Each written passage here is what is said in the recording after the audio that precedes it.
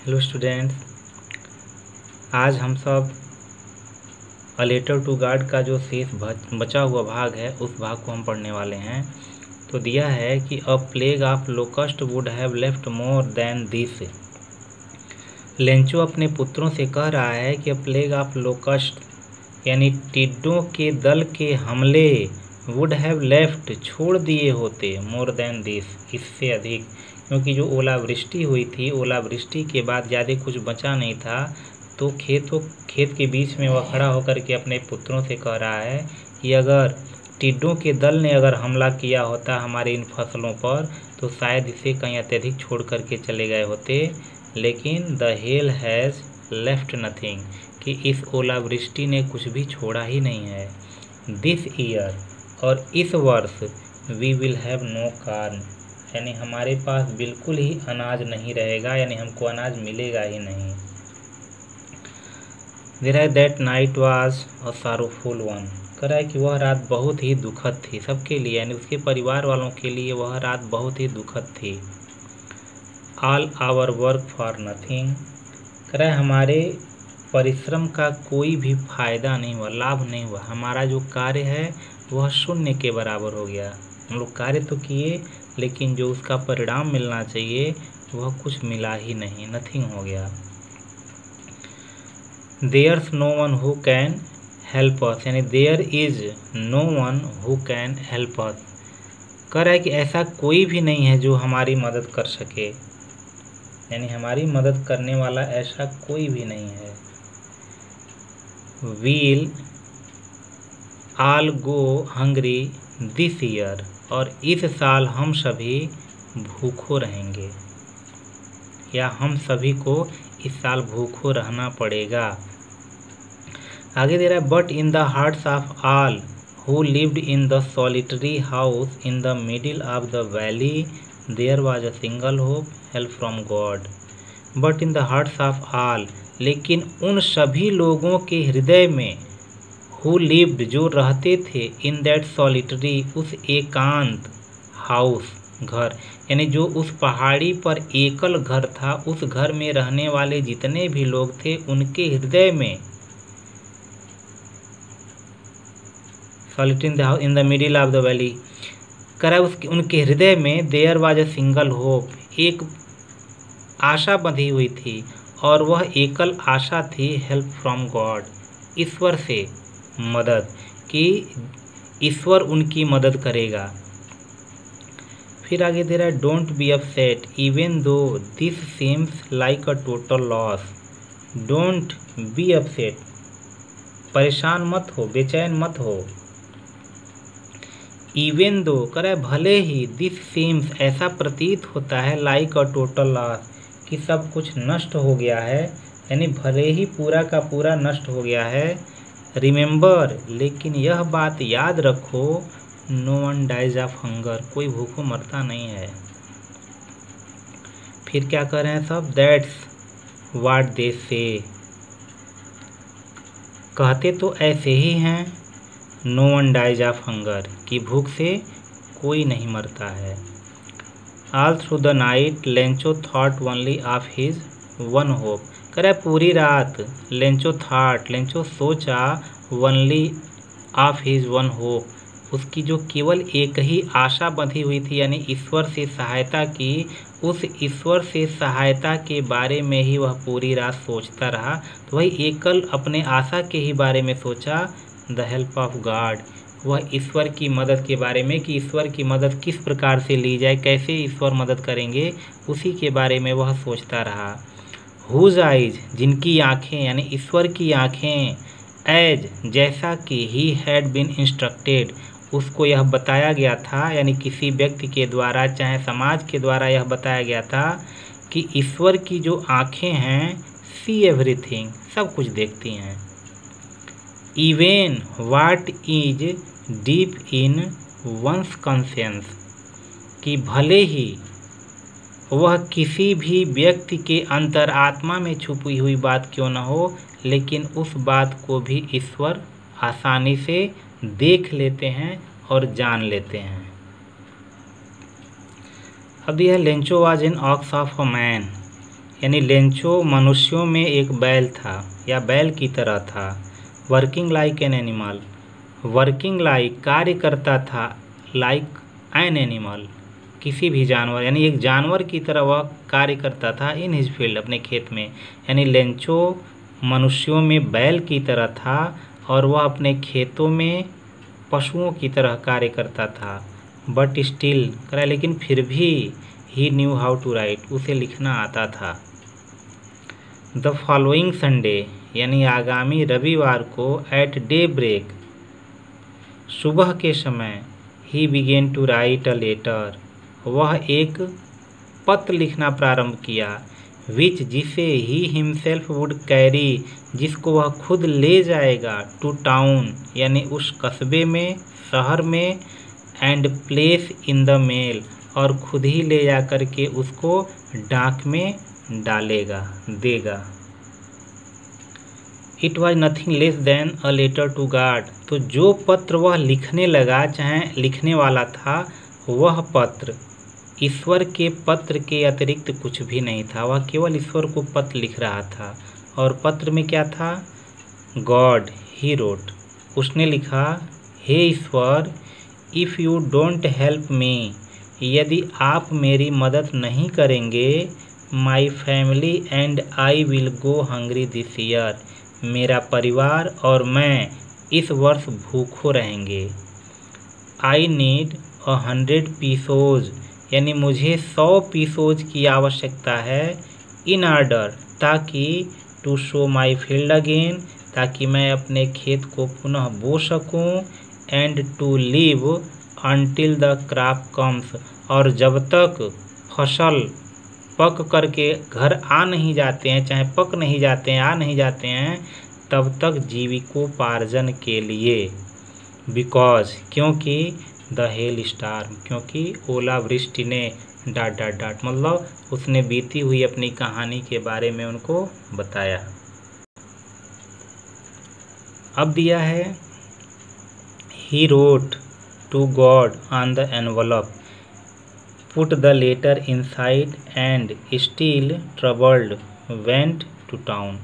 करे he wrote to God on the envelope, कि लिफाफे के ऊपर उसने लिखा टू गॉड, यानी ईश्वर को, कि जिसके पास भेज रहा है उसका नाम वह लिखा टू गॉड, ईश्वर को वह पत्र भेज रहा है। तो लिफाफे के ऊपर उसने लिखा टू गॉड यानी ईश्वर को, और पुट द लेटर इनसाइड, और पत्र को उस लिफाफे के अंदर उसने डाला, एंड स्टिल, और अब भी, ट्रबल्ड, वह परेशान ही था और परेशान रूप में ही, वेंट टू टाउन, वह शहर की ओर चला। एट द पोस्ट ऑफिस, और जैसे ही वह पोस्ट ऑफिस पर पहुंचा, दे रहा एट द पोस्ट ऑफिस यानी पोस्ट ऑफिस पर, ही प्लेस्ड अ स्टैम्प, उसने एक रसीदी जो टिकट आती है उस टिकट को उसने चिपकाया, ऑन द लेटर यानी पत्र पर, and dropped it into the mail box, और पत्र पेटिका के अंदर उसने अपने पत्र को डाल दिए। One of the employees who was a postman and also helped at the post office went to his boss laughing heartily and showed him the letter to God. करे वन ऑफ द एम्प्लॉय यानी एक कार्यकर्ता, who was a postman जो डाकिया का कार्य करता था, and also helped at the post office, और वह पोस्ट ऑफिस के भी कार्य में कुछ मदद कर दिया करता था, went to his boss laughing, वह अपने बॉस के पास हंसता हुआ गया, हार्टली यानी हृदय से, बहुत ही जोर जोर से हंसता हुआ गया, and showed him the letter to God, और जो ईश्वर वाला पत्र था उस ईश्वर वाले पत्र को उसने अपने बॉस को दिखाया। कारण क्या था? कारण never in his career as a postman, यानी डाकिया के रूप में जब से उसने इस नौकरी को ज्वाइन किया था, तो डाकिया के जीवन में उसने had he known that address, यानी आज तक वह इस एड्रेस के बारे में कभी सुना ही नहीं था, जाना ही नहीं था।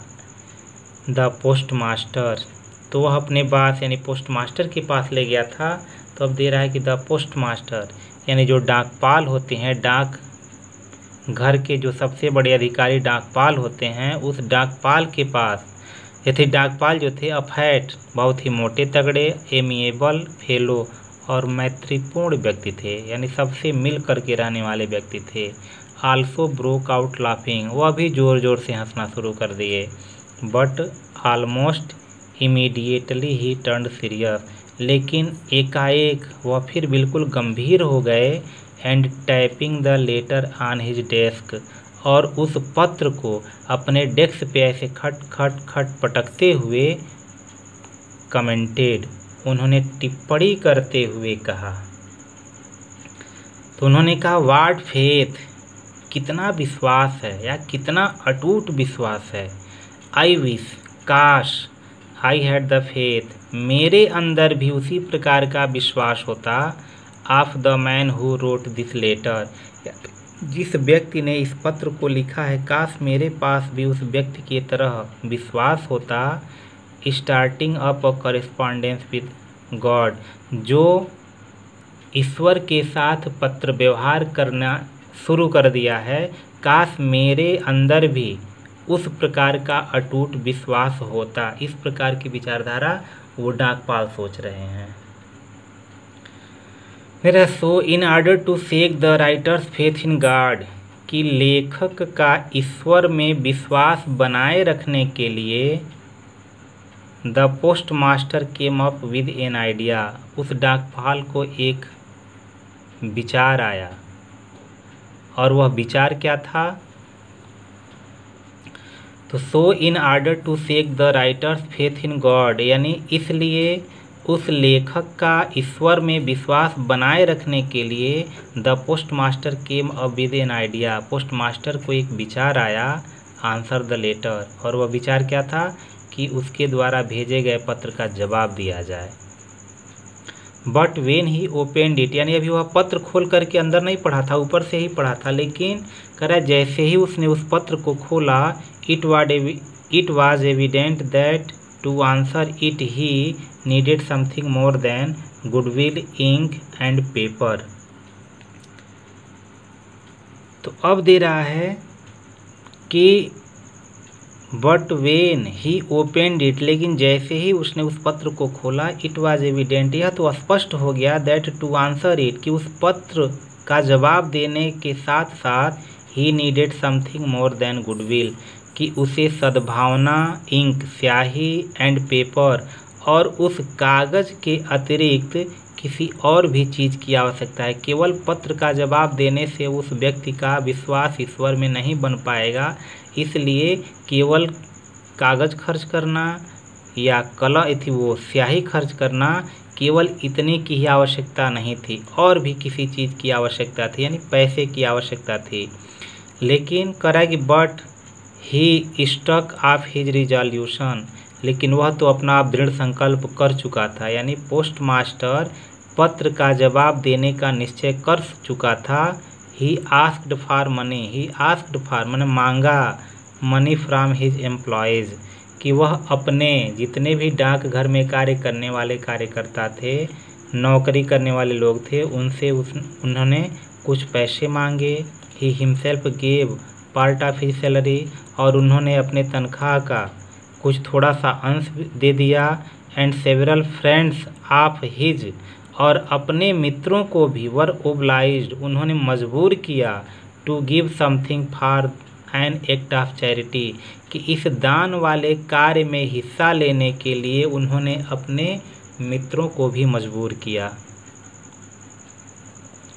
आगे दिया है कि it was impossible for him, लेकिन उनके लिए यह असंभव था। टुगेदर द 100 पीसोज, यानी एक साथ 100 पीसोज यानी 100 पीसोज इकट्ठा करना उनके लिए बिल्कुल ही इम्पॉसिबल, असंभव था। So he was able to send the farmer only a little more than half, तो इसलिए वह अपने मित्रों से इकट्ठा करके, अपने एम्प्लॉय से इकट्ठा करके और अपना कुछ पैसा दे करके कह रहा है कि he was able to send, वह उसे पैसे भेजने में समर्थ हो पाए। The farmer only a little more than half, यानी जितना उसने मांग किया था उस मांग के आधे से अधिक ही कुछ पैसा उसे भेजने में यह समर्थ हो पाए। He put the money in the envelope, यानी उस डाकपाल ने लिफाफे में पैसे को रखा। अड्रेस्ड टू लेंचो, और उन्होंने लेंचो का पता उस पर अंकित किया। एंड विद देम, और उसी के साथ अ लेटर कंटेनिंग, एक पत्र उसके साथ सम्मिलित करते हुए only a single word as a signature God, कि एक कागज़ पर उन्होंने एक हस्ताक्षर किया और वह हस्ताक्षर के रूप में उन्होंने लिखा गार्ड, और उस लिफाफे के साथ सम्मिलित करके उन्होंने उसे भेज दिया। द फॉलोइंग संडे, कह रहा है आगामी रविवार को, लेंचो केम अ बीट अर्लियर, लेंचो थोड़ा बहुत पहले ही आ गया। देन यूजुअल टू आस्क, यानी जितना पहले वो आया करता था उससे कहीं और पहले ही वह आ गया। किस लिए? टू आस्क, यह पूछने के लिए, if there was letter for him, क्या उसका कोई पत्र आया है।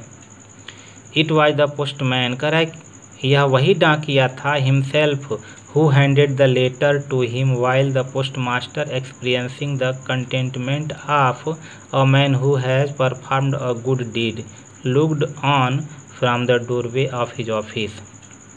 कह रहा इट वाज द पोस्टमैन, यह वही डाकिया था, हिमसेल्फ, स्वयं वह वही डाकिया था, who handed the letter to him, जिस व्यक्ति ने या जिस डाकिया ने उसको खुद अपने हाथों से पत्र दिया, वाइल, जबकि द पोस्टमास्टर, जो उस डाकखाने का मालिक यानी डाकपाल था, एक्सपीरियंसिंग, अनुभव करते हुए, द कंटेंटमेंट, संतोष का, संतुष्टि का, of a man who has performed a good deed, यानी एक ऐसे व्यक्ति के संतोष का अनुभव कर रहा था जिस व्यक्ति ने बहुत ही अच्छा कार्य किया हो, उस तरह के व्यक्ति का वह अनुभव कर रहा था। और looked on from the doorway of his office, और अपने कार्यालय के दरवाजे से वह उसको देख रहा था या झांक रहा था। अब दे रहा है कि Lencho showed not the slightest surprise on seeing the money, यानी जब लेंचो के हाथ में वह पैसा गया तो पैसा देख करके लेंचो के मन में थोड़ा भी उत्सुकता नहीं आई, थोड़ी भी, करा स्लाइटेस्ट, थोड़ा से थोड़ा भी सरप्राइज, यानी उसके अंदर आश्चर्य नहीं आया कि वास्तव में मैंने ईश्वर के पास पत्र लिखा और ईश्वर ने हमको मदद करने के लिए अपने पास जो भी था उन्होंने भेज दिया। इस बात पर उसको थोड़ा भी आश्चर्य नहीं हुआ। सच वाज हिज कॉन्फिडेंस, क्योंकि ऐसा उसका विश्वास था कि ईश्वर तो उसकी मदद करेंगे ही करेंगे, क्योंकि उसने लेटर लिखा तो ईश्वर उसकी मदद करेंगे, इस प्रकार का विश्वास था। But he became angry when he counted the money, लेकिन जैसे ही उसने पैसे को गिना वह बिल्कुल क्रोधित हो गया। अब क्यों क्रोधित हुआ? कह रहा है God could not have made a mistake, यानी ईश्वर तो गलती कर ही नहीं सकते हैं। Nor could he have denied Lencho what he had requested, तो लेंचो का भाव था कि जैसे ही उसने पैसे को गिना वह क्रोधित हो गया और कह रहा है कि ईश्वर तो गलती कर ही नहीं सकते और ना ही जो लेंचो ने उनसे मांगा है वह देने से इनकार भी नहीं कर सकते हैं। जो कुछ लेंचो ने निवेदन करते हुए ईश्वर से मांग किया है उसको देने से ईश्वर बिल्कुल मना भी नहीं कर सकते। इस प्रकार की भावना उसके अंदर उत्पन्न हुई और इसीलिए जब वह पैसा को गिना तो बिल्कुल क्रोधित हो गया, क्योंकि पूरा का पूरा पैसा आया नहीं था, आधे से अधिक वे लोग भेज पाए थे, इसलिए यह क्रोधित हुआ। आगे क्या दे रहा है? इमीडिएटली, एकाएक, तुरंत, Lencho went up to the window, तुरंत वह खिड़की के पास गया। टू आस्क फॉर पेपर, वहाँ से तुरंत कागज़ मांगा। एंड इंक, और स्याही मांगा, मतलब कलम मांगा। On the public writing table, और सार्वजनिक जगह पर जो टेबल रखी होती है जिसका उपयोग सभी लोग बैठ कर के लिखें, चाहे जैसे भी लिखने का कार्य में प्रयोग करें, तो उस सार्वजनिक लिखने वाले टेबल पर पहुंचा और ही स्टार्टेड टू राइट, और तुरंत वहां पर जा कर के खत लिखना शुरू किया। With much wrinkling of his bro, कह रहा है कि मच रिंकलिंग, बहुत ही सिकुड़ रही थी, हिज ब्रो, उसकी जो भौहें थीं, caused by the effort he had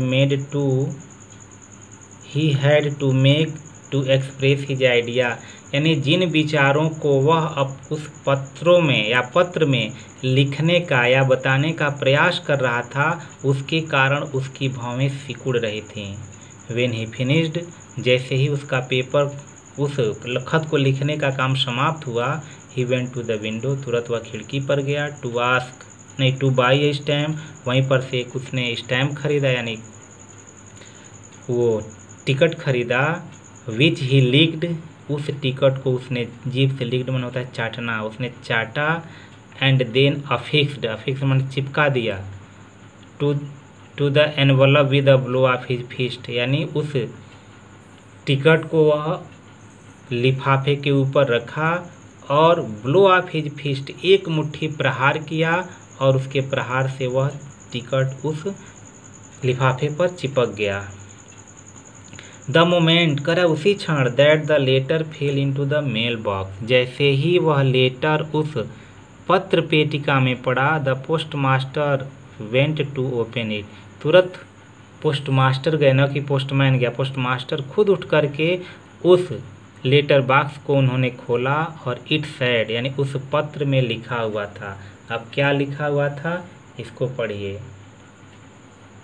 correct, God, हे ईश्वर, of the money that I asked for, यानी जो पैसा मैंने आपसे मांगा था, ओनली 70 पीसोज रिच्ड मी, केवल उसमें से 70 पीसोज ही मेरे पास पहुँचे हैं। सेंड मी द रेस्ट, शेष भी भेज दीजिए, यानी 100 पीसोज की मांग किया था, 70 ही आया है, इसलिए उसने कहा कि जो शेष बच गया है उसको तुरंत आप भेज दीजिए। सिंस, क्योंकि I need it very much, मुझे इसकी बहुत ही आवश्यकता है, but don't send it to me through the mail, लेकिन इस पैसे को आप निश्चित रूप से डाक द्वारा मत भेजिएगा, बिकॉज, क्योंकि the post office employees are a bunch of crooks, Lencho. तो कहा कि because the post office employees, क्योंकि इस डाक घर के जितने भी कार्यकर्ता हैं, are a bunch of crooks, ये सभी बेईमान हैं, लेंचो, यानी नीचे अपना नाम लिख दिया कि लेंचो। तो लेंचो के कहने का तात्पर्य था कि इस डाक खाने में कार्य करने वाले जितने भी एम्प्लॉय हैं, जितने भी कार्यकर्ता हैं, ये लोग बेईमान हैं, इसलिए आप डाक के द्वारा मेरे पैसे को मत भेजिएगा, अन्यथा हो सकता है कि ये लोग बेईमानी करके पैसे को रख लें और मेरे पास तक न भेजें, ऐसा उसका विचार था और इसीलिए उसने वह पत्र को लिखा। तो यह पाठ समाप्त हुआ, फिर आगे।